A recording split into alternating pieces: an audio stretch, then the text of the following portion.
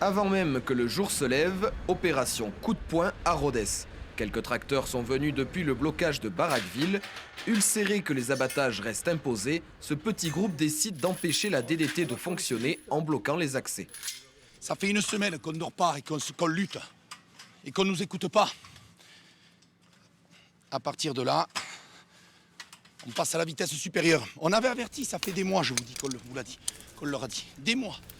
Il y a des témoins là-dedans qui peuvent vous le dire. On était autour d'une table. Ils ne nous écoutent pas. C'est simple. On les empêche de venir travailler. Ça ne sert à rien qu'ils viennent dans cet établissement. De nouvelles actions rapides qui devraient se multiplier.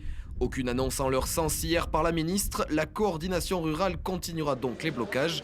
À Barraqueville comme à Sévrac, environ 400 agriculteurs tiennent toujours le pavé en Aveyron. Madame Genevard a continué et martelé que son protocole a marché.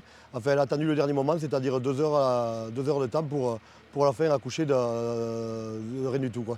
Ça va monter, hein. On voit bien que là, vous voyez aujourd'hui, il ne fait pas si froid que ça, même à Barraqueville. Donc les mouches volent et malheureusement propagent la maladie. Dans leur protocole, ils oublient le facteur humain. Ils oublient le fait que les gens vont avoir peur et qu'ils vont cacher la maladie. Ça, c'est un fait. Il y a 400 types aujourd'hui dehors dans l'Aveyron entre tous les barrages.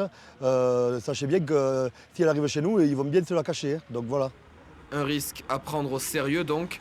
Les tracteurs ont atteint Rodez cet après-midi avec des blocages sur les ronds-points de la rocade. Une réunion est en cours avec les élus du département. Sans réponse concrète ce soir, les actions vont s'amplifier.